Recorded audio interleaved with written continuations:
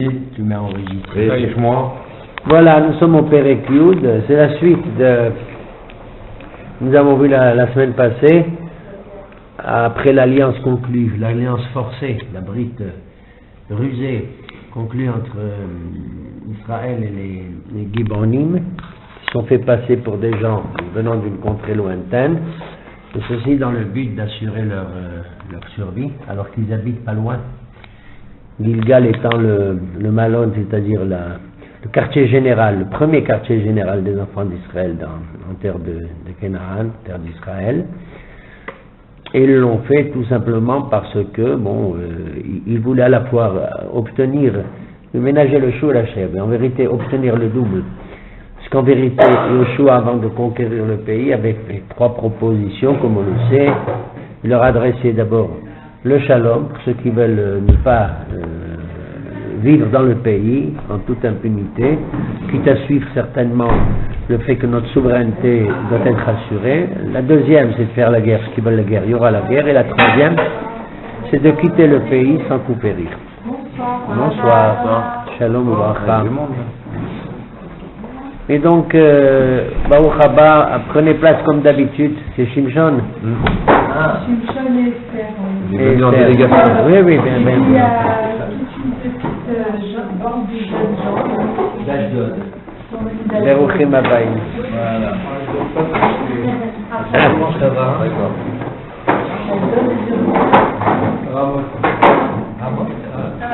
Bienvenue aux gens d'Ashdod, j'espère qu'ils sont munis d'un livre de Tanakh, de Yoshua et de Ramoth.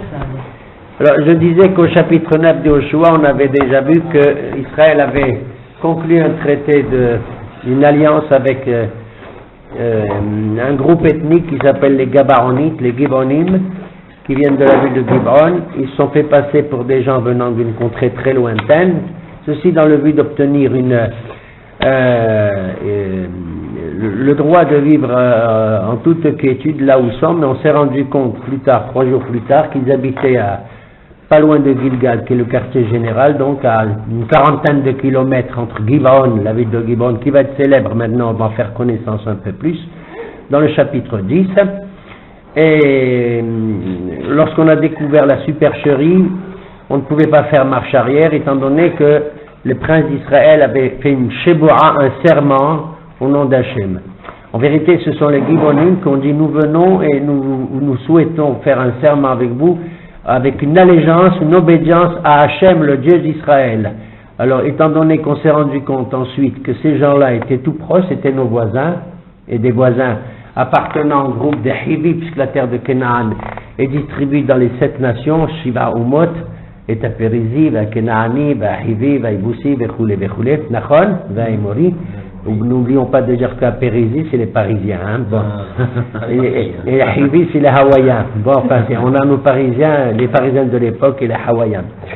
Et étant donné que 3 jours plus tard, on s'est rendu compte de la supercherie, on ne pouvait pas faire marche arrière. Cependant, on les a admis au sein du pays, quitte à ce qu'ils soient asservis d'une certaine manière à être hot ve'etim ve'shoav ve'maim, des bûcherons et des puisatiers, ceux qui sont au service et de l'Assemblée d'Israël et aussi surtout du Mishkan, du sanctuaire, tâche qu'ils vont accomplir d'ailleurs pendant des décennies et des décennies, jusqu'à ce que tristement on saura, du temps du roi David, il va se passer une chose très choquante, où le roi David va mettre à mort les enfants de Shaoul, le roi Shaoul, à la suite de ce serment, mais on le verra beaucoup plus tard.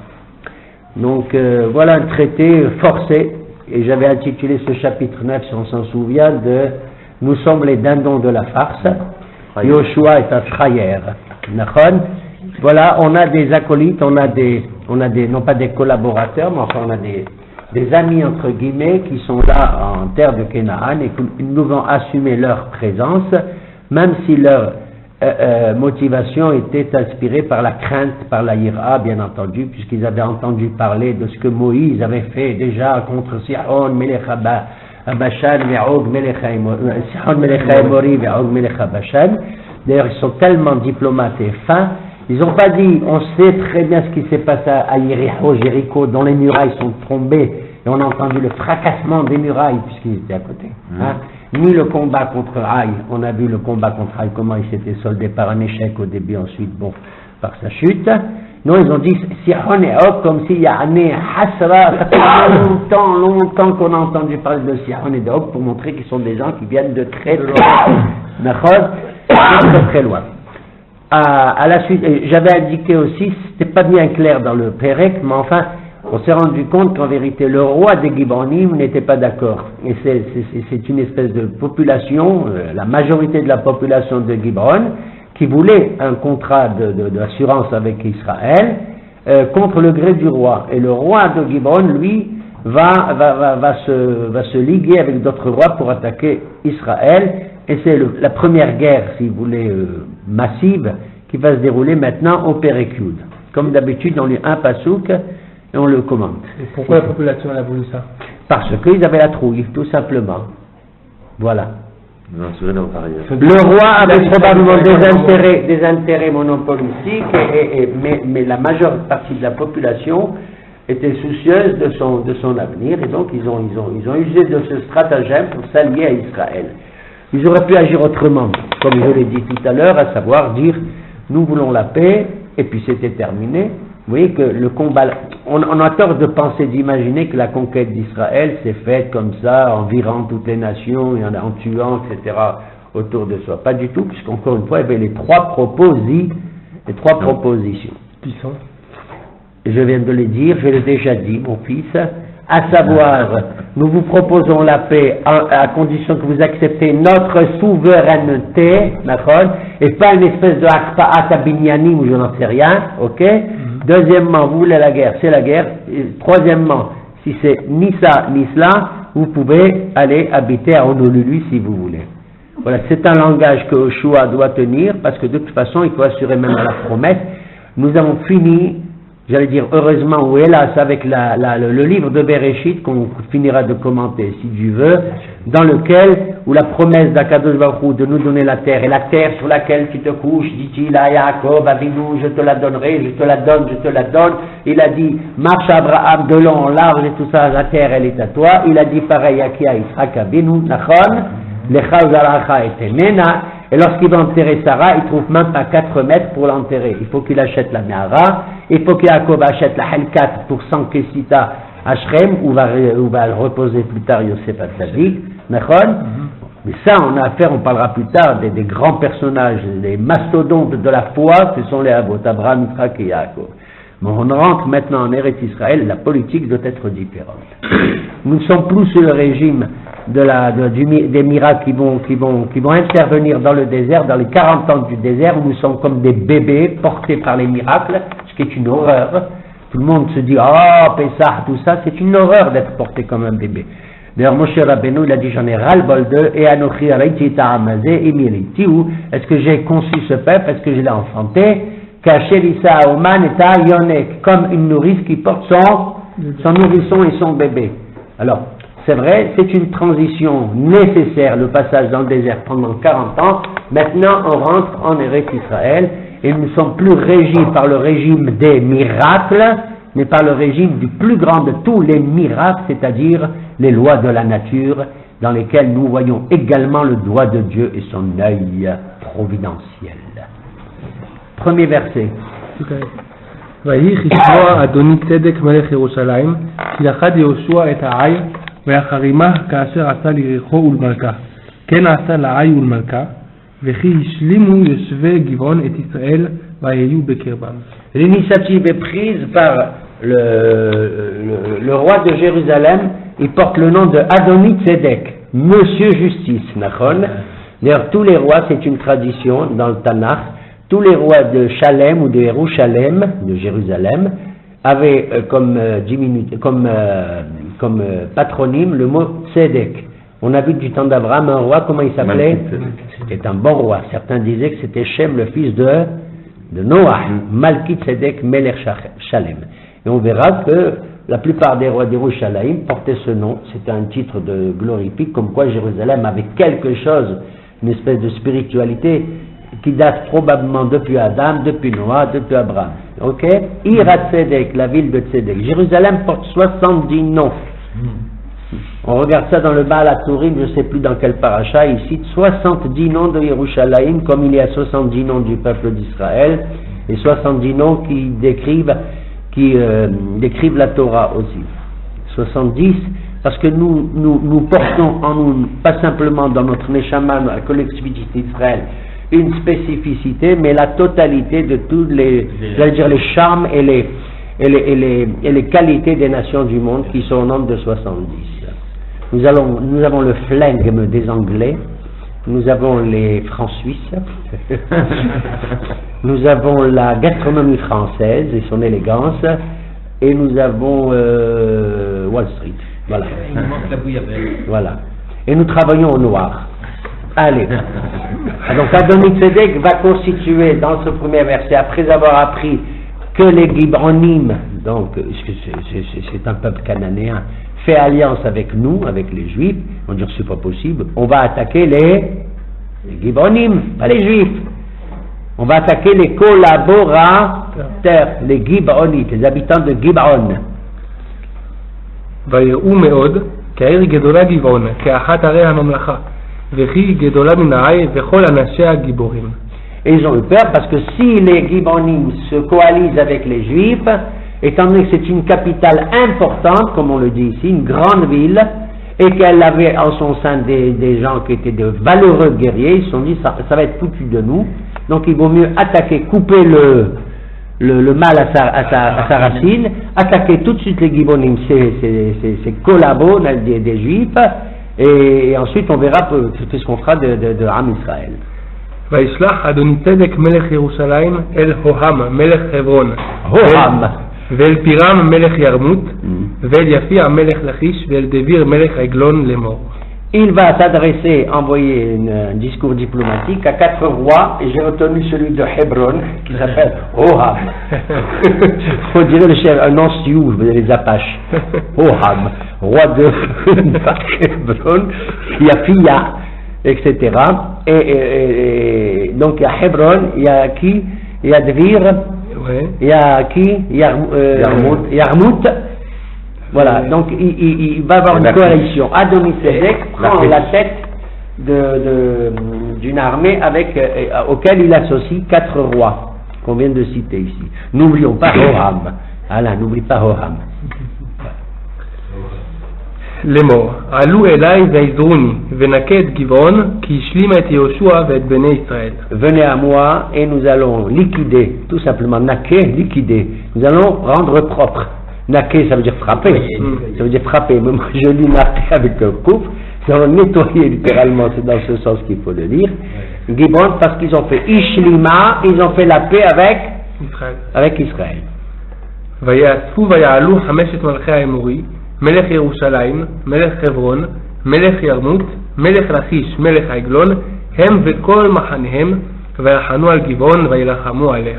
Eux et toutes leurs troupes le verset insiste là-dessus, donc avec à leur tête les rois. Regardez, si le verset insiste, il donne les noms à nos des rois, donc ils vont assurer le siège contre, comment? 5 rois. 5. Adoni-Tzedek de Jérusalem, plus Hebron, Yarmout, Lachish et Dvir. Et ils mettent le siège contre Gibron. Maintenant, qu'est-ce qu'on va faire? Nous, on a le Mossad. On va être au courant de ce qui se passe. Soit on se dit, on les laisse s'entretuer. On dit, comme on dit, de barrasson qui se débrouillent entre eux. Ou alors on dit, ah non. Comment est-ce qu'on va réagir, nous? On va dire non. Nous, on a fait un serment au nom d'Hachem. Et on a dit aux Gibronim, voilà, vous nous avez roulé, mais c'est comme ça. Vous nous avez roulé, mais on accepte, on a juré. D'ailleurs, on avait commenté la dernière fois ce passage du chapitre 9, comment ils ont réussi. Une fois, ils discutent avec les princes d'Israël, et après, quand tu vois que ça c'est pas tout à fait vrai, ils courent vers Yoshua. Alors, ils coupent la conversation diplomatique en 1000 morceaux, de telle sorte qu'on n'ait pas la totalité du raisonnement. Et c'est ainsi qu'ils nous ont eu. C'est divisé pour mieux régner. Exactement. Donc, וילכו אנשי גבעון אל יהושע אל המחנה הגלגל לאמור, אל טרף ידיך מעבדיך, עלה אלינו מהרה והושע לנו ועוזרנו, כי נקבצו אלינו כל מלכי האמורי יושבי ההר. Voilà. Alors, naturellement, les Guébans nous dépêchent une délégation à Yeshua. Nous avons conclu un traité. Venez nous aider, car ils sont venus très fortifiés contre nous. ועל יעל יהושע מן הגלגל, הוא וכל העם המלחמה עמו, וכל גיבורי החיל. Et Vayal Yoshua. Alors, habituellement, comme on l'avait à Jéricho, si vous voulez, Yoshua n'a pas assisté directement au combat de Jéricho. Par contre, il avait participé après au combat de Haï contre la ville de Haï, parce qu'Hachem lui a fait le reproche. Il lui dit, comment tu envoies les troupes et toi tu ne vas pas? D'accord? C'est pas parce qu'il avait peur ou quoi que ce soit, mais il avait un rôle de Ramatkal très important. Et ici, lui personnellement, Vayal Yoshua. N'oublions pas ce Yoshua, c'est juste après la Torah. Si nous avions mérité dès la première fois d'être en Eretz Israël, depuis Yoshua, on n'aurait jamais eu une Bible aussi épaisse que nous avons maintenant, avec tous les chapitres qu'il faut réviser au bac, à la Bagrout Nachon. Nous n'aurions eu que la Torah, les 5 livres de Moïse et le livre de Yoshua. Ni Ézéchiel, ni Ishaïa, ni Irmia, ni même tout le reste du Tanakh, on n'en aurait pas eu besoin puisqu'on aurait été déjà installé en Eretz Israël, à la Beta, et tout aurait été tranquille.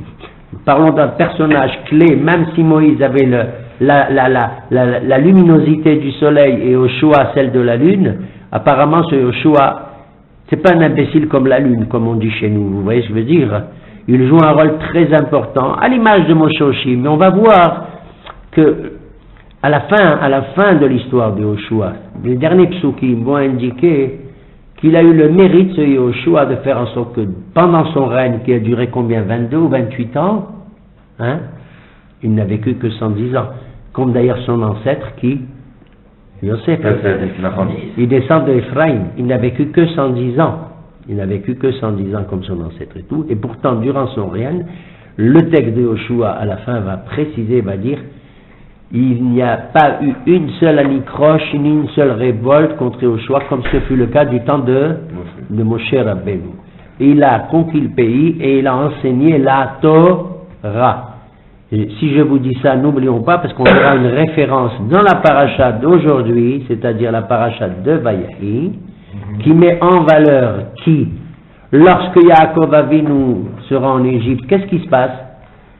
Il se passe qu'il veut bénir les 12 enfants, Nachon?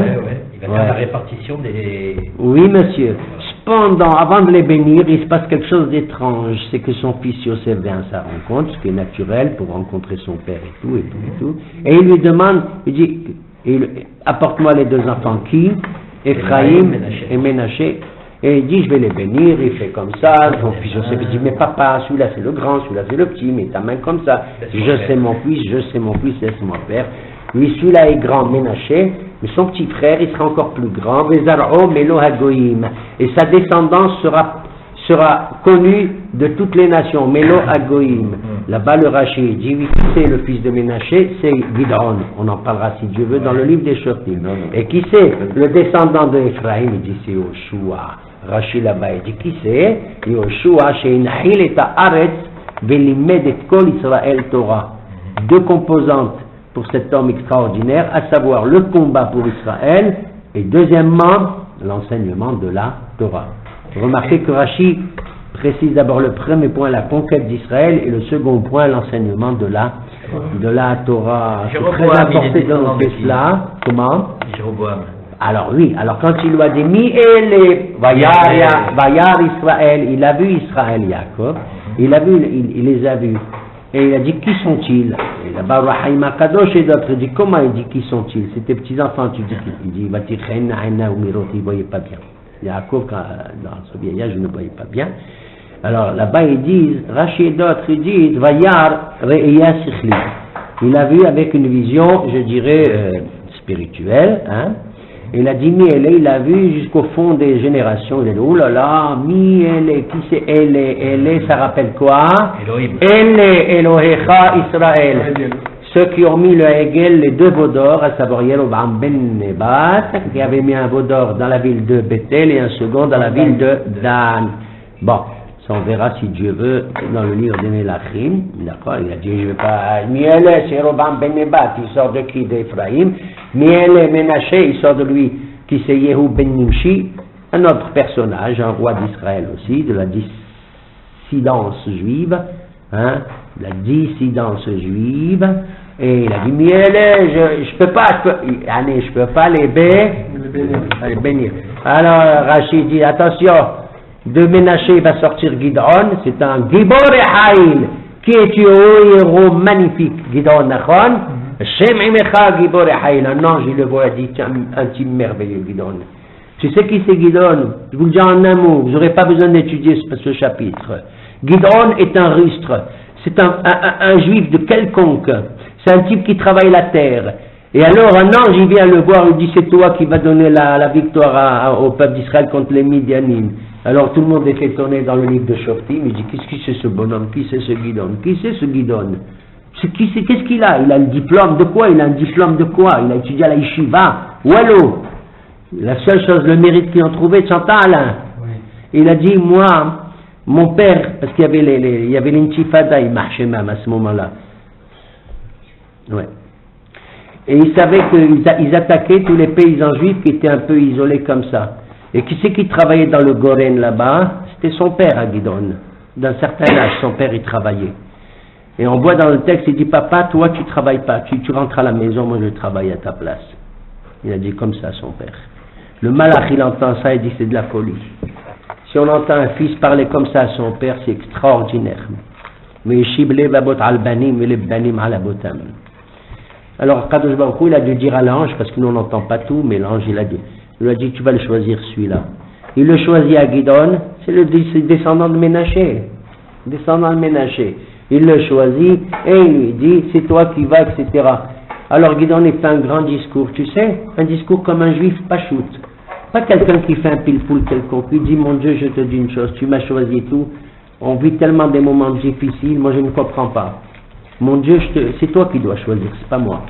Allah lui dit, comment moi je dois choisir? Le bon Dieu lui dit. Il dit, oui, regarde tous les miracles que tu as fait en Égypte. Regarde tous les miracles que tu as fait d'Am, Sefadéa, Kenim, Haroud, tout ce que tu leur as fait, tout et tout et tout. De deux choses, il me dit, dis-moi la vérité. Il dit, oui, je te dis la vérité, le bon Dieu. Il dit, dis-moi, les Juifs en Égypte, ils étaient méritants ou pas méritants? Il a coincé à Kadosh Baruch Hu. Moi, je vous laisse la question. Vous allez me donner vous allez la chercher en vous-même la réponse. Si en Égypte on était méritant ou pas méritant pour quitter l'Égypte et pour qu'ils nous fassent tous ces miracles et tout et tout. Et tout. Il a dit s'ils étaient méritants, tant mieux pour eux. Mais dis-moi, s'ils n'étaient pas méritants, tu leur as fait tous ces miracles. Alors nous aussi, ou on est méritant, alors tu nous aides, ou on n'est pas méritant, tu nous fais comme les Juifs du temps de Mitzraïm, que tu leur as fait tous ces miracles. Le bon Dieu était interloqué. La suite au prochain numéro pour Gidon. Alors il voit, hein, il lui dit Ephraïm, etc. Et qui c'est qu'il dit? Le descendant d'Ephraïm, c'est Yoshua. Et Ménaché, qui c'est Gidon. Il dit, regarde le côté positif, le côté positif des choses. Maintenant, pour votre gouverne, peut-être Shabbat on le verra, cette histoire-là, d'Ephraïm et de Ménaché, comment le patriarche peut bénir deux petits-enfants alors qu'il va bénir les 12 enfants? C'est un problème. Tout ceci est lié à une chose extraordinaire sur la question de la Bechora, le droit de mère, qu'on verra plus tard. Alors, ויעל יהושע מן הגלגל הוא וכל עם המלחמה עמו וכל גיבורי חיל. on l'a déjà dit. ויאמר אדוני אל יהושע אל תירא מהם כי בידך נתתים לא יעמוד איש מהם בפניך. Et l'Éternel s'adresse à Joshua, dit n'aie pas peur d'eux, car quoi? Parce que בידך נתתים. je les livrerai entre ta main. ויבוא אליהם יהושע פתאום כל הלילה עלה מן הגלגל. Alors il les a attaqués brusquement en pleine nuit en ayant quitté Gilgal. ויהומם אדוני לפני ישראל ויקם מכה גדולה בגבעון וירדפם דרך מעלה בית חורון ויקם עד עזקה ועד מקדה. Et voilà, ben tu traduis. Il a pu en un coup naturellement assurer la victoire. L'armée impressionnante des 5 rois prend la fuite dans une région que vous connaissez tous, Ma'ale Bet Horon, jusqu'à Azeka et jusqu'à Makeda. Maintenant, qu'est-ce qui se passe? C'est fini, d'accord? En principe, la guerre est gagnée. Alors, Zoro est arrivé. Vas-y. ויהי בניסה מפני ישראל, הם במורד בית חורון, ואדוני השליך עליהם אבנים גדולות מן השמיים, עד עזקה וימותו. רבים אשר מתו באבני הברד, מאשר הרגו בני ישראל בחרב. Alors qu'il prenait la fuite, une chose impressionnante survient, c'est que Akadosh Baruch Hu, lorsqu'il voit Yoshua faire le combat lui personnellement, alors qu'il prenne la fuite, il dit il faut que je l'aide. Il faut que je fasse quelque chose. Si cet homme, si on a le courage, Akadosh Baruch Hu, il nous donne le courage et il nous aide. Il leur envoie du haut du ciel Avnei al-Gabish.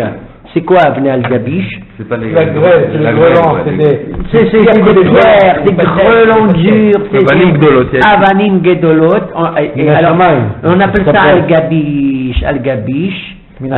Et ils sont morts des ennemis plus par ces pierres qui sont tombées du ciel que par le combat lui-même. Peut-être que c'était des blocs de glace. Alors, il est possible, alors dans la Gemara, on raconte, ça veut dire al-Gabish. D'ailleurs, dans la Gemara de Berachot, page 58, ils disent, à chaque fois qu'on va à un endroit en Israël où il y a eu un miracle, on doit faire une bracha, Sha'asa Nissim La'avotem, Nachon. Par exemple, si tu vois l'endroit où on a traversé la mer Rouge, tu dis Sha'asa Nissim La'avotem. Tu vois, c'est entre Ramsel Harib ou le Rabbah, je ne sais pas, en Égypte, là-bas, on appelle l'Amoud ou l'Am. Si tu viens dans le Jourdain, et tu vois l'endroit où on a traversé le Jourdain, tu dis aussi Sha'asa Nissim. On a parlé de la traversée du Yarden, Nachon. Alors les gens, moi je suis étonné parce qu'il y a des archéologues et qui disent où est-ce qu'on a traversé le Jourdain? Ya Rabbani, nous on l'a traversé. On vous a dit on a pris 12 kilomètres pour traverser le Jourdain, Nachon. C'est pas compliqué. Donc où tu te trouves en face de Yericho, t'écoutes Alain, si tu te trouves en face de Yericho, il est là, c'est dans le Jourdain. Donc c'est là qu'on a traversé. Donc là où tu te trouves, les enfants, si vous allez en vacances à Yarden, vous avez le droit. Moi je vous le dis, Sha'asa Nissim La'avotenu Bayan.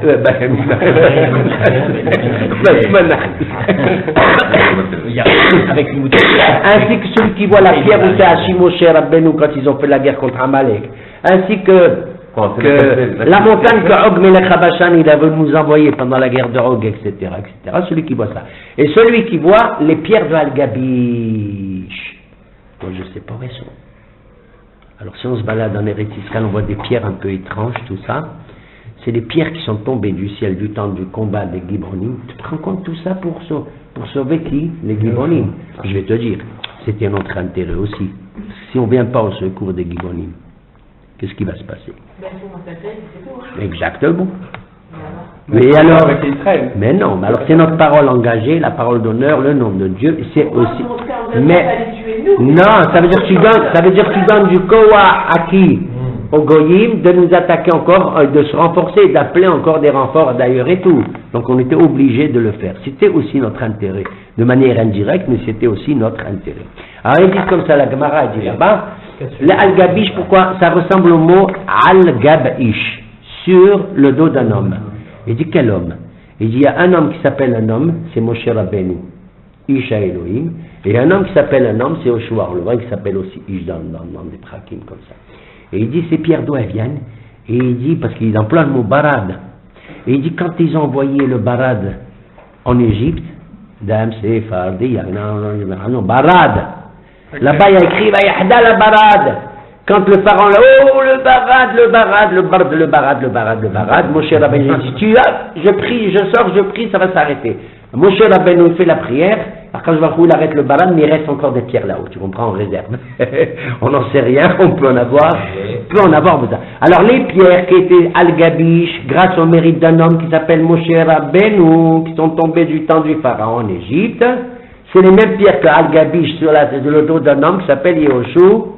C'est la monnaie qui voilà, c'est les réserves qu'on a gardées comme ça. Tu vois, il ne faut jamais jeter les vieilles cartouches, tu entends? Tu les gardes, on n'en sait rien. C'est comme les papiers. Comme les papiers. C'est comme la cape de Pessah. Walin, est-ce qu'on trouve dans la cape de Pessah? Jette, on jette pas. Jette, on jette pas. Et on garde. On a des trucs qui datent de notre arrière-grand-mère, le Chronal Bracha. Je te jure, je les vendrai aujourd'hui, je fais ma vie. Allez. אז ידבר יהושע על אדוני ביום ט' אדוני את האמורי לפני בני ישראל, ויאמר לעיני ישראל. Alors il parle Yoshua aux yeux des enfants d'Israël. Et la Gemara là-bas, elle dit, qu'est-ce que ça veut dire il parle? Qu'est-ce qu'il fait un discours et tout? Il dit non, le mot Yedaber ici est Az. Qu'est-ce que ça vous rappelle Az? C'est adorable, merveilleux. Vous voyez, vous faites des commentaires faciles. Pas facile, beau. C'est pas facile, c'est très beau. C'est ce qu'ils disent nos Hachamim. Az Yedaber Yoshua.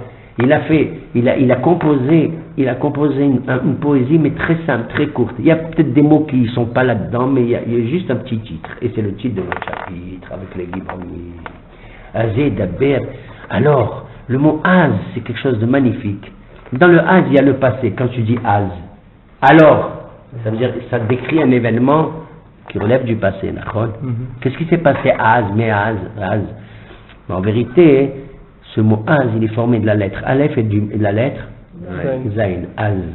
C'est-à-dire le Aleph, il rentre dans le Zayn. Le Aleph, qui est l'unité d'Hachem, qui est le surnaturel, si tu veux, il rentre dans les Shiva'a Yemé Aberia, dans les 7 jours de la création. Et Yoshua est là, il dit c'est pas possible. Comme pour Gidon, il a dit c'est pas possible. Comment Hachem il vient nous aider maintenant? Il leur dit vous avez vu, vous avez pris du harem de Haï, regardez qu'est-ce qu'on a eu comme défaite et tout. N'écoutez pas, regardez maintenant tous, ils ont été tous au combat, c'est extraordinaire. Kadosh Baruch Hu, il voit ça, il dit moi je vais leur envoyer de là encore des. Yoshua, il voit ça, il comprend. C'est qu'il faut qu'il y ait l'association. Il ne faut pas qu'on soit mené uniquement par les miracles surnaturels, ni que par la nature. Il faut les deux. La nature encore plus belle que le miracle surnaturel. Mais quand il y a les deux, on vit avec la nature. Parce que dans la nature, c'est Ramban qui dit ça. Il y a des commentaires magnifiques du Ramban, c'est sublime, c'est sublime. Comment il dit, tu sais, les Nissim, Nistarim sont plus beaux que les Nissim Gelouyim. Les miracles cachés que Dieu fait avec nous sont plus beaux, plus grands, plus nobles que les miracles. Hollywood, Cécile B2000, tu vois un peu le topo. Je traverse Charlton Heston, yes, Yul de Brunner, tu comprends. Mais ça, c'est de la nécessité. C'est comme j'ai dit tout à l'heure, c'est parce qu'on était des enfants, parce qu'on était des gâtés, on était des préloquels, on était tout ce que tu veux. Ben, mais on était ça. Ça témoigne l'amour d'Hachem, puisqu'il a fait tous ces miracles. Mais franchement, on aurait pu, si on avait voulu s'en passer et tout. Maintenant, on est sous la règle de la nature quand on rentre en Eretz Israël. Et voir Hachem dans le Teva, Elohim dans le Teva, c'est la même Gematria. C'est quelque chose de magnifique. C'est plus beau de se lever le matin, de respirer, de dire Modéani Nefanecha, que d'assister à Kriyat Yam Souf. C'est ce qu'il dit à Ramban. Quelqu'un qui n'est pas capable de savoir que respirer, voir, entendre, tout ça, manger, boire, tout ça, c'est ça Hachem. Quoi, tu attends qu'il vienne, qu'il dit allez.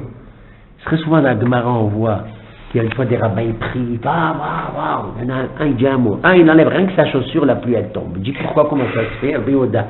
Ils ont la Messirut Nefesh, les Hachamim d'avant. Ils n'étaient pas aussi intelligents que nous maintenant, tu vois, ils le disent dans la Gemara. Il y a des rabbins qui disent comment on est plus intelligents que ceux d'abord, parce qu'on a étudié combien le chat c'est les poiskim. Il a dit lecte-toi les chats c'est les poiskim. Si tu sais la Messirut Nefesh qu'ils avaient ces gens.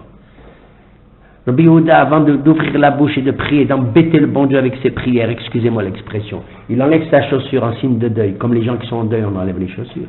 Il commence à enlever sa chaussure. Quand je ne peux pas supporter de voir Rabbi Yehuda, il enlève sa chaussure, il donne la pluie. Comme ça il fait. Kadosh Baruch Hu, il voit Yoshua, c'est un personnage gigantesque. Gigantesque.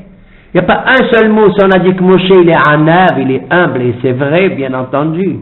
Il n'y a pas un seul mot qui a été dit de gloire sur Yoshua. Aucun mot. Aucun. Aziedaber. Alors lui, il prend la parole. Regarde, il parle au nom de tout le monde. Il parle quand il faut et tout. Il chante. Ici, le Hachamim, il dit, la Gemara dit, Yedaber, c'est un chant vigoureux. Et quelle est la suite de ce chant, vous allez voir. Shemesh Pegivon Dom. וירח בעמק איילון. ויגלום השמש וירח עמד עד יקום גוי אויביו, הלא היא כתובה על פתר העשר, ויעמוד השמש בחצי השמיים, ולא את לבוא כיום תמים. Voilà, c'est un verset trop long. Voilà la poésie en 6 mots. En 6 mots de Yoshua. Il dit Shemesh Begibron Dom, soleil dans Gabaon, dans Gibron. Comment traduit Dom? Stop. Stop. V'ayariah be'emek ayalon, et la lune, sous-entendu, stop aussi, ou dans la vallée de Emek Ayalon. Eh ben, 0 pointé. Parce que Shemesh Begibon Dom, bien sûr, si on va à l'Armand, on dit Amod Dom, arrête-toi. Dom, on traduit par arrêter. Mais c'est pas la vraie traduction. Et un jour, un homme qui a pris une nouvelle très grave, le pauvre, le jour de son inauguration. Et il a appris quelque chose. Qu'est-ce qui s'est passé pour ces 2 enfants, Nadab et Avihu? Hein? Dans la paracha d'Aharimot, qu'est-ce qu'il y a écrit là-bas? Vaïdom Aharon. Comment on traduit Vaïdom? Il a rien dit, il s'est tu. Voilà, Hazak ou Baruch. C'est se taire, c'est garder le silence. C'est garder le silence. Donc, mes amis, je vous demande désormais de mieux traduire la Torah et de traduire désormais Shemesh Begibon, tais-toi. Garde-le. Nous l'avons vu à propos d'Eliyahu Nabi quand il dit oh Dieu il fait le bruit, c'est pas Dieu, et oh il y a l'ouragan, il n'est pas dans l'ouragan, dans le Sahara, il n'est pas dans le Sahara, dans le Rouah, non c'est pas lui, il se gourre, Eliyahu Nabi il se gourre, il croit que le bon Dieu est dans tout ça. Il entend la voix du silence, c'est beau d'entendre la voix du silence, c'est comme en musique, c'est comme en musique. C'est comme en musique, le silence est extraordinaire, les pauses et machin, clé de sol et clé de... Shemesh Begibon, Dom. Garde le silence, soleil, et toi aussi la lune. Qu'est-ce que ça veut dire que le soleil garde le silence? Nos Chachamim nous enseignent, et c'est peut-être une des origines que vous connaissez, ce qu'on appelle le livre qui s'appelle Perek Shira. C'est un livre qui raconte comment toute la nature, les animaux, les plantes, les fleurs, tout ça, les astres, ils chantent la gloire de Dieu. D'ailleurs, David Amelech l'a dit, Hashamaim Saferim Kebodel, Umaase Yada Umagid Araqiya, Yom Yile Yom Yabiya, Omer Velaila Lelaila Yahavedat.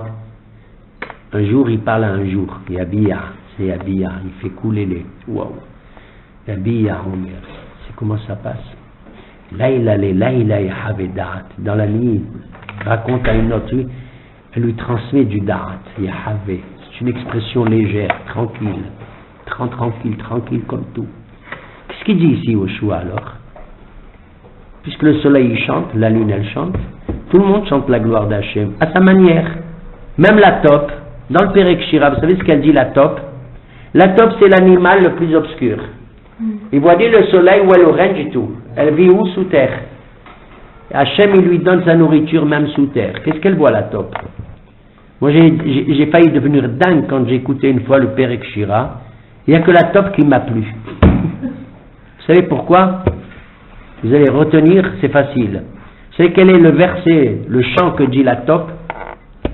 Le dernier verset de David Amelech Alav Shalom dans les Teilim. C'est quoi? Kol ha-neshamat Hallelujah, Alléluia. Kol ha-neshamat, une top, ou Aliyah. Kol ha-neshamat Hallelujah, Alléluia. Tout âme. La top, c'est pas qu'elle dit mon âme à moi seulement, elle dit Kol ha-neshamat Hallelujah, Alléluia. Regardez la neshama où elle se trouve pour la top, en bas, comme ça. Comment elle ressent les choses. Le dauphin, ce qu'il ressent, les animaux, ce qu'ils ressentent et tout.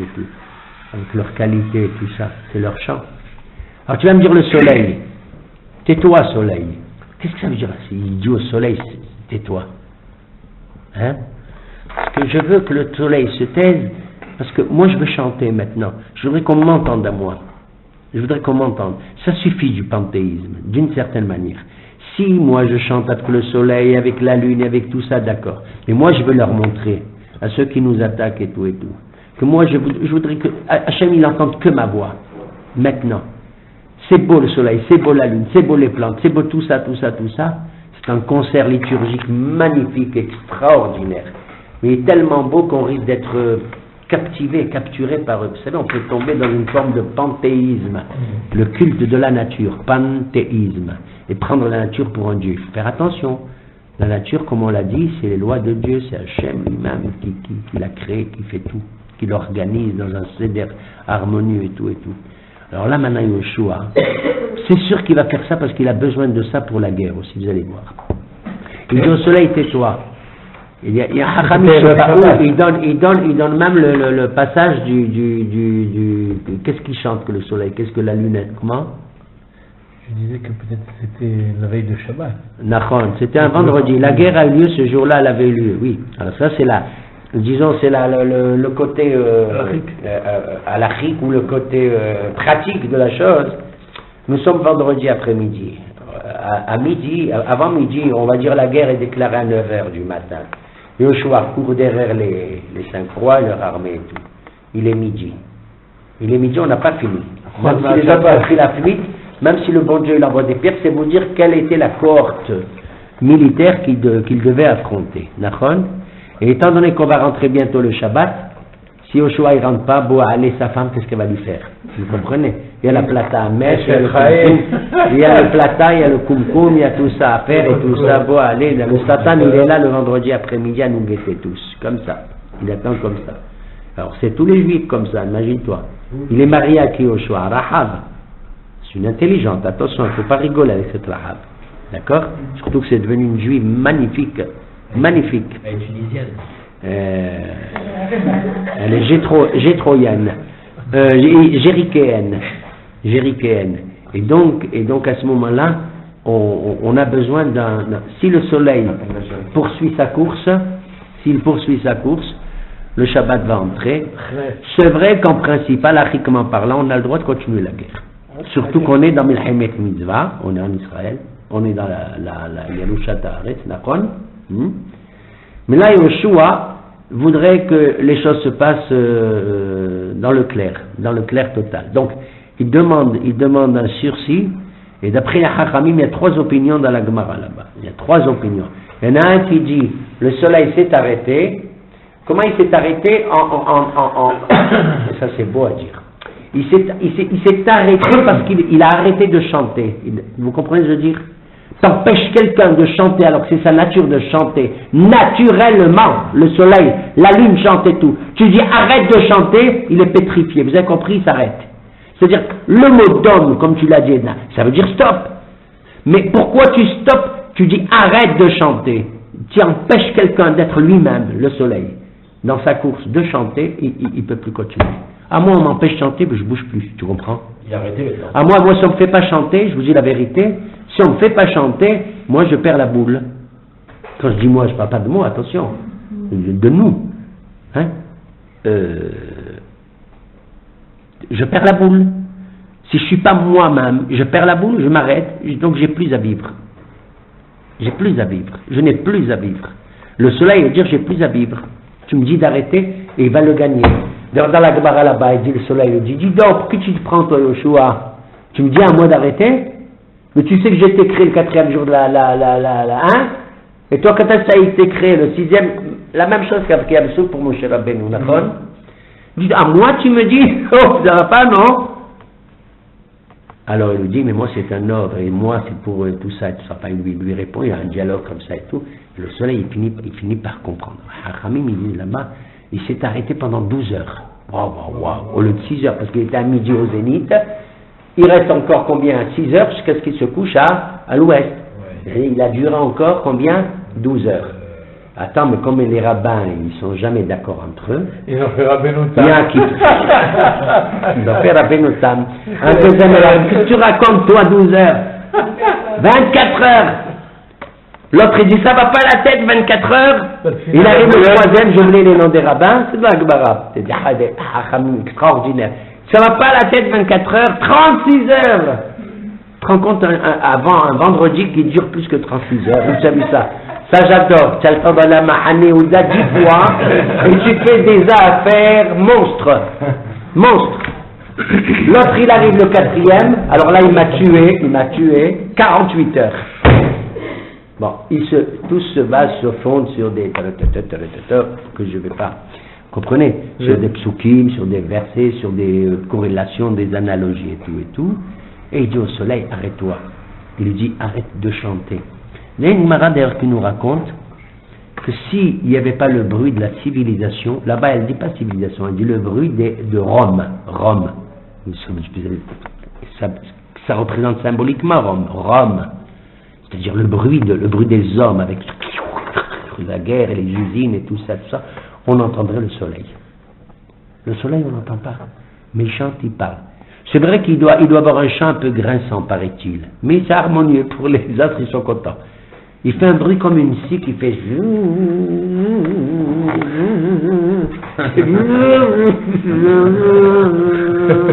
Si tu vas dans la halali, tu entends le soleil.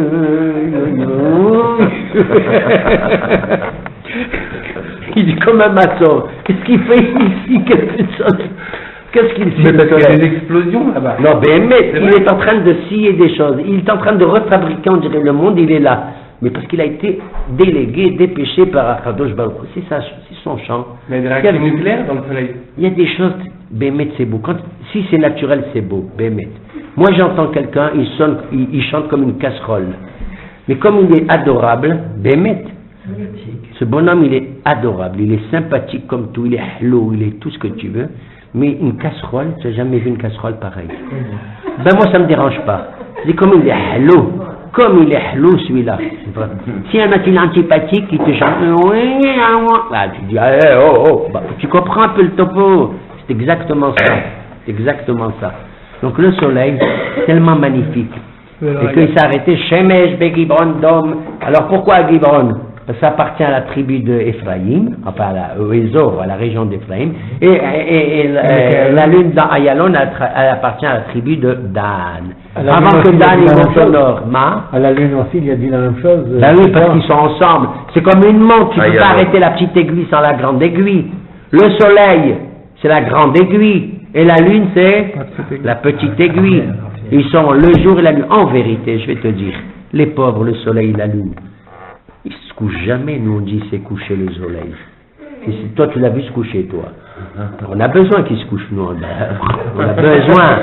S'il ne se couche pas, on est foutu. Tu comprends? Il n'y a que David Améler qui est capable de réveiller le soleil. Il a dit c'est moi qui vais réveiller le soleil. C'est incroyable. Mais en vérité, il ne dort jamais le soleil. Toi tu dis il est à l'est. Mais il est toujours à l'est, le soleil. Tu comprends? Partout où il va, il est à l'est, il est à l'est, il est à l'est. Il chante. Voilà le pasouk, un des pasoukim qui chante. Et il chante des choses merveilleuses.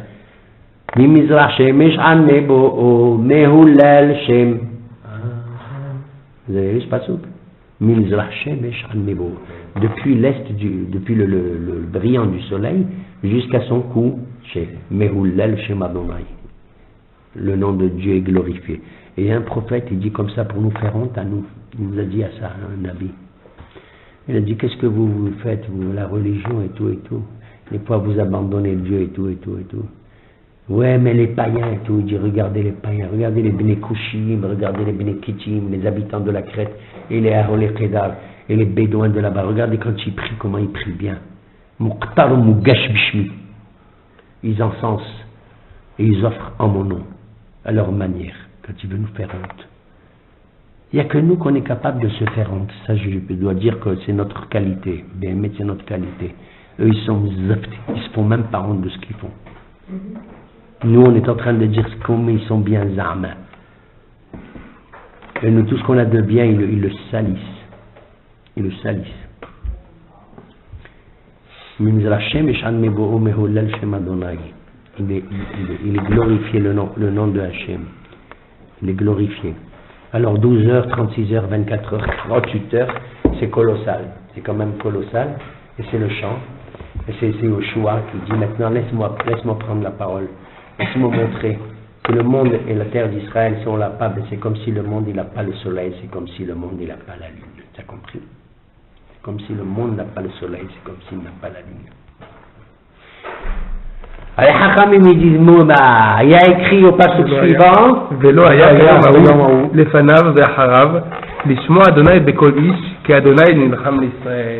on n'a jamais vu ça, dit le livre. On n'a jamais vu ça, ni avant Yoshua, ni après Yoshua, qui s'est produit que Dieu il entend la voix d'un homme. De qui? Yoshua. Et de faire un tel prodige. Attends. c'est vrai que c'est écrit, c'est vrai que c'est le seul passage où c'est écrit clair, noir sur blanc. Mais moi j'ai étudié la Torah, monsieur. J'ai étudié la Torah et les Hachamim dans le Torah chez Baal Pei m'ont dit, tu sais, quand Moshe Rabbeinu il a fait la guerre contre Sihon et Og, là-bas ils font une analogie des mots, Ahel, Tet, Pahdecha, je commencerai à donner ta crainte contre eux. Et là-bas, les Mfashim et tout, il dit, qu'est-ce qui s'est passé? On ne sait pas, c'est pas écrit. Tellement Moshe Rabbeinu regarde. On avait tellement miracle que celui-là on l'a même pas noté. Il a arrêté le soleil aussi, Moshe. Il a arrêté. Pourtant il s'est dit, personne avant lui, personne après. Avant lui, Moshe. Il dit oui. La Gemara répond, elle dit oui. Il y avait avant Moshe, mais il n'y a eu jamais eu, comme du temps de Yoshua, ça a duré 48 heures, comme il dit un des Hakamim. Ça a dû durer une demi-heure, 1 heure, 2 heures peut-être, du temps de Moshe Rabbeinu. Alors ils viennent et disent, quoi, après Yoshua, le soleil, il n'a jamais été influencé par un homme. Dans la Gemara de Ta'anit, on raconte. Il y avait un monsieur qui s'appelait Ben Gurion. Vous le connaissez? Dans la Gemara de Ta'anit. Mais c'est pas Ben Gurion que vous connaissez. Ils m'ont dit, on connaît. Un monsieur qui s'appelle Ben Gurion, Nakdimon Ben Gurion. Cet homme est un homme très riche à Jérusalem. Et il avait comme mitzvah, qu'est-ce qu'il faisait comme mitzvah? Et de donner à boire à tous les pèlerins qui venaient à Yerushalayim pour les 3 fêtes de pèlerinage. Ils avaient soif, les Juifs. C'est facile de l'eau, tu sais. Alors qu'est-ce qu'il a fait? Il a loué 12 citernes du gouverneur Goy de la région. Il lui a dit, les 12 citernes que tu as, tu me les réserves et je te payerai après. Et je vais donner à boire aux pèlerins. Ils sont venus, il leur a donné à boire et tout et tout. Il lui a dit, tel jour, à telle date, à telle heure, je te rembourse. Comme tu dis, mardi, à 18h30, je viens, je te paye à la tombée au coucher du soleil, à la tombée de la nuit. C'est-à-dire, le jour en question arrive,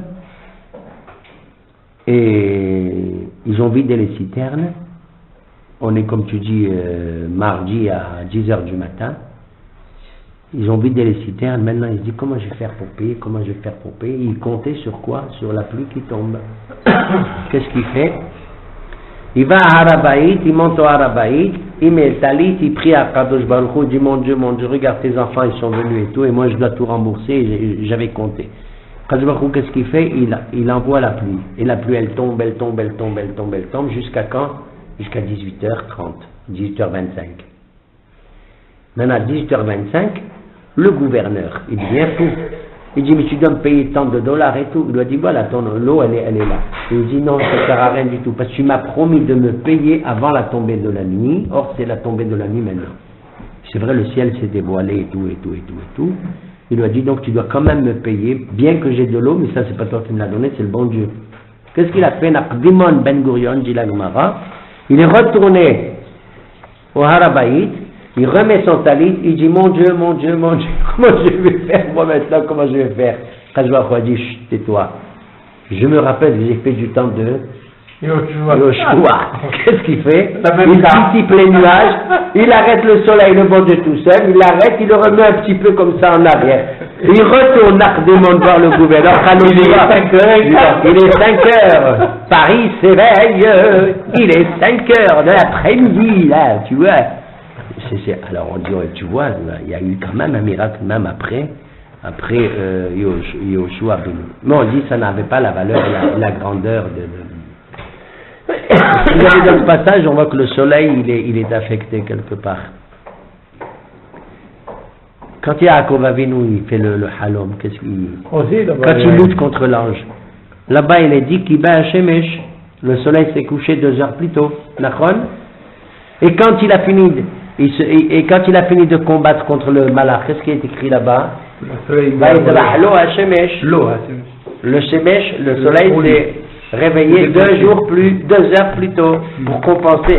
Alors réponse des rabbins, il dit oui, ça, c'est pas pareil. Yoshua, Nakdimon et Moshe Rabbeinu, ça leur demande que le soleil s'est arrêté. Tandis que pour Yaakov, il n'a rien demandé, Yaakov. C'est Akadosh Baruch Hu lui seul qui fait la chose. Vous comprenez? Alors on a ces cas. Voilà Rabotai. Ce passage de Az Yedaber, et c'est un chant qui permet à Yoshua de s'exprimer là, pour Am Israël, où l'assistance de Akadosh Baruch Hu, elle vient compléter justement le courage de ceux qui vont au combat. וישוב יהושע וכל ישראל עמו אל המחנה הגלגלה. La guerre est finie, on retourne à Gilgal. Ouais. Gilgal, c'est le centre. וינותו 5 המלכים האלה ויחבאו במערה במקדה. Et les 5 rois ont pris la fuite, ils se sont cachés dans une grotte, une caverne, dans la région de Makeda. ויוגד ליהושע לאמור, נמצאו 5 המלכים נחבאים במערה במקדה. Et on rapporte à Osha, tu sais, les 5 rois, ils sont cachés, calfeutrés là-bas, camouflés dans la grotte de Makeda. ויאמר יהושע, גולו אבנים גדולות אל פי המערה והפקידו עליה אנשים לשומרם.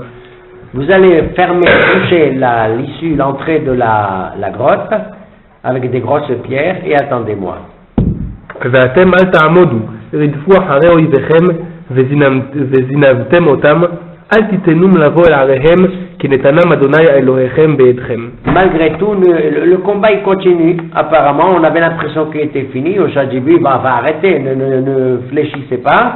Continuez le combat pour ceux qui sont les fuyards de nos ennemis. ויהי ככלות יהושע ובני ישראל להכותם מכה גדולה מאוד עד תומם, והשרידים שרדו מהם, ויבואו אל ערי המבצר. Eh bien, là, ils ont poursuivi les fuyards qui se sont réfugiés dans des forteresses. וישובו כל העם אל המחנה אל יהושע מקדה בשלום, לא חרץ לבני ישראל לאיש את לשונו. Tout le monde est rentré dans sa base, et c'est étrange cette expression. Lo yeherat ish et leshono. C'est incroyable. De ce mot, c'est-à-dire aucun homme n'a aboyé. Yeherat leshono, le mot yeherat, ça veut dire aboyer. Et on l'applique uniquement à des chiens, comme à l'époque de la sortie d'Égypte. Quand on est sorti, oui, lo yeherat kelev leshono. Là-bas, on a considéré, parce qu'en général, les chiens aboient, tu sais, vers les coups de minuit, comme s'ils sentaient. Quand les chiens, ils aboient, c'est qu'ils voient le... Quand un chien, il rigole, il sourit, c'est qu'il voit, il y a un habit. Donc, si tu vois un chien sourire, t'as compris? T'as compris pourquoi je te regarde? À toi, précisément?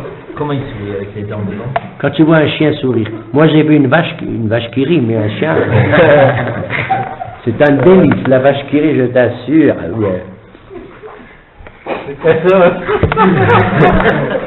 Elle dit,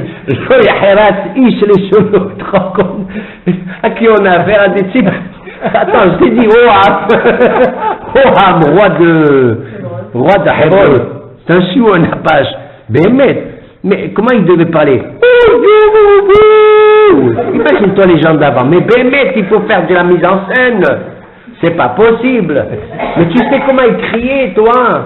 Nous, aujourd'hui, pour faire la guerre, on a des lunettes comme ça qu'on voit de loin, chute, silence, avec des lasers, avec Internet et tout, chute, tu vois, comme ça. C'est la guerre la guerre électronique, la guerre des lasers, tout ça. On est dans des trucs comme ça, comme ça. Foutu Téhéran. Michel ou Michel là que Téhéran, tu comprends? Foutu, comment il s'appelle? Kadhafi. Ahmadinejad. Ça on dit. Alors qu'est-ce qu'il y a? Oui, les chonos. Un homme il aboyait pas. On connaît les aboyés. C'est une nouille. Allez, vas-y. Alors mais au soir.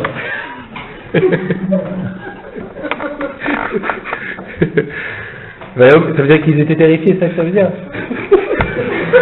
Je sais pas. Non, mais tu te rends compte, c'est dit qu'ils aboient. Le Taurus, il dit rien du tout, là. C'est nous. Une noix. Ouais. Comment un serait?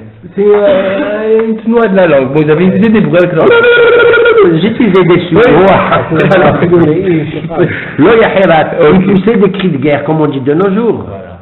Tu te rappelles, c'était jeune, tu vois, les films indiens, toi. On était ensemble d'ailleurs. Les scouts, les cowboys. On était ensemble. Tu te rappelles au Vox, cinéma Vox de Constantine. Ah, hasra, c'est Vox. ויאמר יהושע, פיתחו את פי המערה, והוציאו אליי את 5 המלכים האלה מן המערה. Joshua dit, ouvrez la porte de la caverne et faites-moi sortir les 5 rois en question. ויעשו כן, והוציאו אליו את 5 המלכים האלה מן המערה, את מלך ירושלים, את מלך חברון, את מלך ירמות, את מלך לכיש ואת מלך עגלון. On les fait sortir les 5 rois et on les désigne à nouveau pour montrer leur importance. Quand tu répètes le nom, tu as vu 3 fois, on les répète 4 fois, d'accord? Ça veut dire que c'est pas n'importe qui. C'est pas du tout n'importe qui. On fait sortir Ahmadinejad, Moubarak, Hafez al-Assad, tout cela là. Et ויהי כהוציאם את המלכים האלה אל יהושע, ויקרא יהושע אל כל איש ישראל, ויאמר אל קציני אנשי המלחמה, ההלכו איתו, קרבו שימו את רגליכם על צווארי המלכים האלה, ויקרבו וישימו את רגליהם על צוואריהם. Et alors Yoshua s'écrit que tout le monde vienne assister ici, je voudrais vous montrer quelque chose. Amenez-moi les officiers supérieurs. Kehud Barak vienne ici, que Gabi Ashkenazi vienne ici. Et je leur demande de faire la chose suivante. ויאמר עליהם יהושע, אל תראו ואל תחתו, חזקו ואמצו, כי ככה יעשה אדוני לכל אויביכם אשר אתם נלחמים אותם. N'éprouvez aucune crainte ni aucune peur, car l'Éternel ici va vous montrer qu'il est à vos côtés pour combattre, et vous allez faire la chose suivante. Il a dit, ויקרבו וישימו את רגליהם על צוואריהם. Ils sont approchés, il leur a dit posez vos pieds sur le cou, sur les épaules des rois. Vous avez dit au début, vous vous rappelez, c'est des passages qui risquent un peu comme ça de nous choquer. Tout aujourd'hui, un général il met comme ça ses pieds sur le vaincu, sur le roi du vaincu, ça va choquer, il faut dire la vérité. Les accords de Genève et tout ça, le lac Léman, tout ça. Mais n'oublions pas que nous sommes dans une période, il faut qu'on se situe dans le contexte, vous comprenez? Mais c'est important, pourquoi pas? Non mais attends, Hillary Hillary Clinton elle va dire it is very shocking. Mais tant mieux. Ah bah, oui, bien sûr, mais tant mieux. Non, ce que Ça les fait réaliser, c'est psychologique d'arrêter de nos jours, ceux qui c'est vrai. avaient peur, maintenant ils les écrabouillent. Voilà, c'est un acte qui est considéré comme un acte où on veut matérialiser le courage et la suite du combat pour la détermination à suivre, mais il faut se parler, c'est l'époque. C'est-à-dire que si nous étions à leur place, ils n'auraient pas mis leurs pieds sur nous, ils auraient fait encore pire que ça, d'ailleurs on le sait même de nos jours. Bon. vas-y. ויקם יהושע אחרי כן וימיתם, ויתלם על 5 עצים, ויהיו תלויים על העצים עד הערב. Ils les ont exécutés et ils les ont suspendus à un arbre jusqu'à la tombée de la nuit, et à la tombée de la nuit on les descend parce qu'on n'a pas le droit de laisser quelqu'un pendu pendant la Kitselem Elohimu, car il a l'image de Dieu. C'est une mitzvah qui est écrite dans la Torah. Kikabor tikberenu, lotalin niblato ala. Il est pendu mort. Il y en a qui disent, j'ai entendu dire, mais je ne suis pas sûr, il faut que tu vérifies. Qu'à l'époque, ils pendaient les gens par les pieds. Je ne vois pas d'où ça sort. C'est qui m'a sorti ça? Je ne sais plus. Peut-être pour pouvoir les tuer. Je ne sais pas, il faut que tu cherches, mon ami. Non, il y a écrit ויקם יהושע אחרי כן וימיתם, ils sont déjà morts, ויתלם. Il est pendé la dépouille. Pendant la dépouille, Non, c'est pas pour le tuer, c'est pas la pendaison qui tue. Oui, non, mais je ne sais pas l'histoire des pieds ou par le. C'est ce que ma question reste. Afilo ahare amita. Et on les dépend. Vous dites il est pendé par les pieds au lieu de pendre par la tête. Certains m'ont dit ça. Ouais. Mais je sais pas, ils m'ont pas. J'ai horreur quand on me dit des choses qu'on ne me donne pas le marqueur de la source. Tu comprends? Tu vois ce que je veux dire? ויהי לעת בוא השמש, ציווה יהושע, ויורידום מעל העצים, וישלחום אל המערה אשר נחבאו שם, וישימו אבנים גדולות על פי המערה עד עצם היום הזה. Puisqu'ils ont choisi naturellement la grotte dans laquelle ils sont réfugiés, on les a transportés à l'intérieur de cette grotte, et ils sont là-bas jusqu'à Dayom Azé, jusqu'à aujourd'hui. Jusqu'à aujourd'hui, c'est-à-dire quoi? Jusqu'au jour du rédacteur, qui est Yoshua ou de son secrétaire, peu importe. En tout cas, sous sa directive, ils sont encore là-bas. Tzedek et les autres. ואת מקדה לחד יהושע ביום ההוא, ויקע לפי חרב, ואת מלכה יחרים אותם, ואת כל הנפש אשר בה לא השאיר שריד, ויעץ למלך מקדה כאשר עשה למלך יריחו. זהו? לא. Continue. ויעבור יסוד. Hein? יסוד יותר מ10 הפסוקים. Oui, vas-y. ויעבור יהושע וכל ישראל עמו ממקדה לבנה, וילחם עם לבנה. Suite de combat, alors là, voilà, on continue la guerre contre Livna. Je vais rapide là. ויתן אדוני גם אותה ביד ישראל, ואת מלכה, ויכיה לפי חרב, ואת כל הנפש אשר בה, לא השאיר בשריד, ויעש למלכה כאשר עשה למלך יריחו. Il en va de même après les 5 rois vis-à-vis du roi de Livna. ויעבור יהושע וכל ישראל עמו מלבנה לכישה, ויחן עליה וילחם בה. ויתן אדוני לכיש ביד ישראל, וילכדה ביום השני, ויכיה לפי חרב, ואת כל הנפש אשר בה, ככל אשר עשה ללבנה. Il en va de même pour Lachish comme ce fut pour Livna. אז עלה הורם מלך גזר לעזור את לכיש. Alors Horam, notre roi de Gezer, c'est pas une carotte. Gezer, ça se trouve pas loin d'Ashkelon, paraît-il. Gezer, lui aussi. N'oublions pas que, bon, ça va être une litanie, je n'ai pas à m'en excuser, mais c'est comme ça, c'est le Yoshua. On verra, je crois, on va aller assez rapidement maintenant, ça va être une litanie, c'est un compte-rendu, un rapport de guerre, hein, militaire, etc. Et si Dieu veut, on touchera au passage qui nous préoccupe le plus pour la halouka du pays. C'est exactement tout ça, on va voir une guerre contre 31 rois. Et en vérité, c'est pas des rois, vous savez. Quand on dit un roi, c'est des rois telés. Moi, je les appelle des rois telés. Regardez, le roi de Hebron, roi de, tu vois, on dirait... Oui, chaque ville a un roi, c'est des rois telés, comme ça. Il y a 31 rois, mais c'est quand même beaucoup pour nous. C'est des petits royaumes indépendants. C'est comme des maires. Principauté de Monaco, comme ça. Voilà. Exactement. Et... Oui, אז עלה הורם מלך גזר לעזור את לכיש. ויכהו יהושע ואת עמו עד בלתי השאיר לו שריד. Horam, il vient aider l'autre roi de Lachish, mais Yoshua, il le gagne. ויעבור יהושע וכל ישראל עמו מלכיש עגלונה, ויחנו עליה וילחמו עליה. Et on va vers Eglona, la ville de Eglon. C'est Eglon, c'est... Ah non, c'est pas Ekron, c'est Eglon. Oui. Il ne faut pas confondre avec un roi qui s'appelle Eglon, roi de Moab. Et qui est l'ancêtre de qui? De Ruth à Moabia. On verra ça avec le fameux juge Ehud Ben Gera. וילכדוה ביום ההוא ויכוה לפי חרב ואת כל הנפש אשר בה. ביום ההוא החרים ככל אשר עשה ללכיש.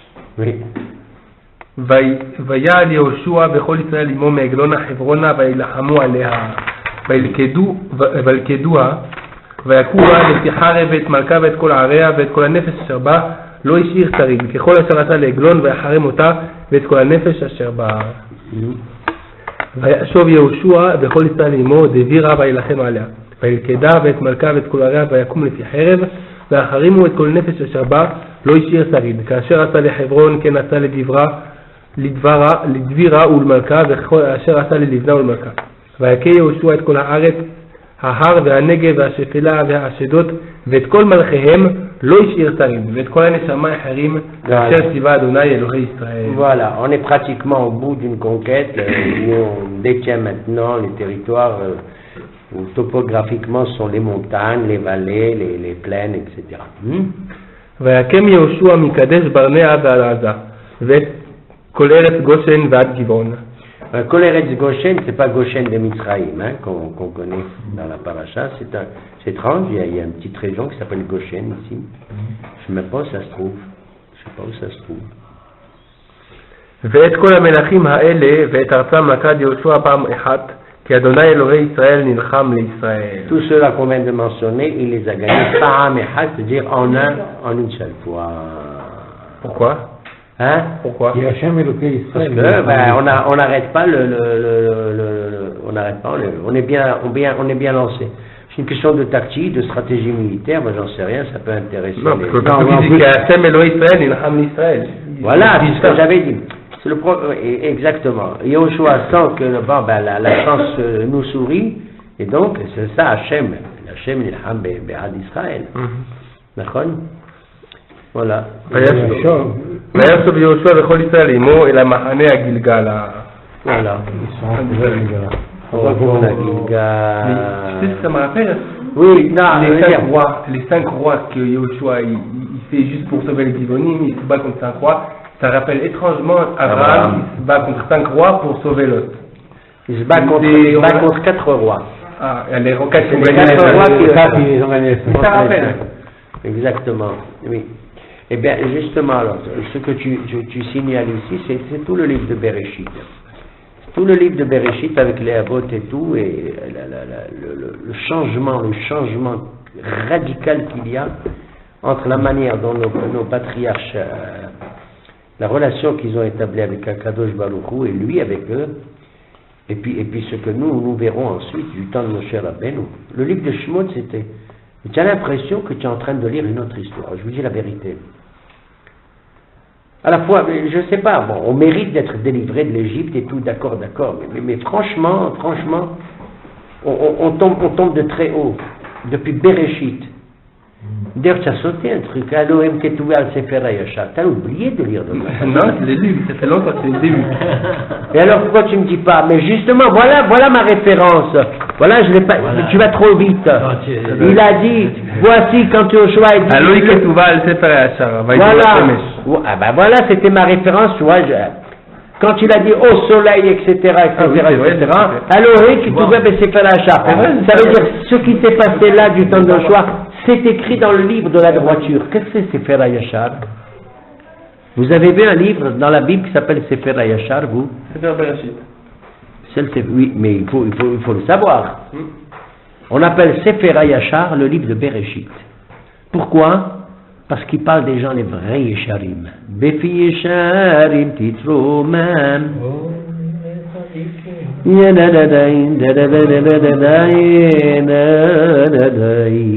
Yesharim, c'est l'avot. Quand tu dis à quelqu'un qu'il est Yashar, c'est magnifique. On emploie ce terme très rarement dans le livre de Vaïkra et dans Devarim aussi. Ve'asita hayashar ve'ene Adonai. Tu feras ce qui est droit aux yeux de Dieu. Quand tu traites quelqu'un de Yashar, c'est beaucoup plus beau que tout le reste, que Tzadik, Hassid, Kadosh, tout ce que tu veux. Et qui c'est? C'est les Avot. Ils sont tellement Yesharim, tellement droits. Tu vois comment même ils parlent au Pharaon, Abraham, Isaac, Yaakov. Yaakov aujourd'hui, Yaakov il va devant, non hier, aujourd'hui, dans Vaïhi. Dans Vaïgash, hier. Il va devant le pharaon, tu sais qui c'est le pharaon et tout. Il dit, il le bénit. Et quand il le rencontre et quand il le quitte, le pharaon dit, mais monsieur, quel âge avez-vous? Blaïnara, il demande quel âge il a. Il avait un homme très fatigué. Yaakov est un homme très très fatigué. Il a 130 ans, pas parce qu'il a 130 ans, tu rigoles. Combien il a vécu son père? 180. Et son grand-père? 175. 175, Abraham, 180, Yitzhak. Et il voit Yaakov. Et Chachamim là-bas ils disent, il est rentré voir le pharaon, il était soutenu par ses deux enfants, comme ça, Yaakov. Il lui dit, quel âge avez-vous? Il lui dit, Yemé Megora, Me'at Verahim. Moi, je n'aurais jamais parlé comme ça, la vérité. Mais qu'est-ce que je te dis? S'il l'a dit, c'est qu'il le ressentait. Mes jours étaient trop peu nombreux et tellement mauvais. Tu te rends compte? Moi, quand j'ai entendu parler, j'entends parler des Yaakov Avinu, mais je me dis, c'est un saint, c'est un. Mais tu sais tout ce qu'il a vécu, c'est incroyable. Et comment, avec tout ce qu'ils ont eu, et Abraham, et Yitzhak et Yaakov, quand Moshe Rabbeinu, il l'envoie, alors qu'il miracle, machin, prend le bâton, il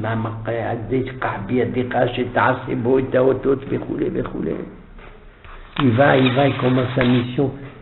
C'est catastrophique la mission de Moshe Rabbeinu. Il démarre très très mal. Il revient, il crie Hachem, depuis que je commence ma mission, ça y est.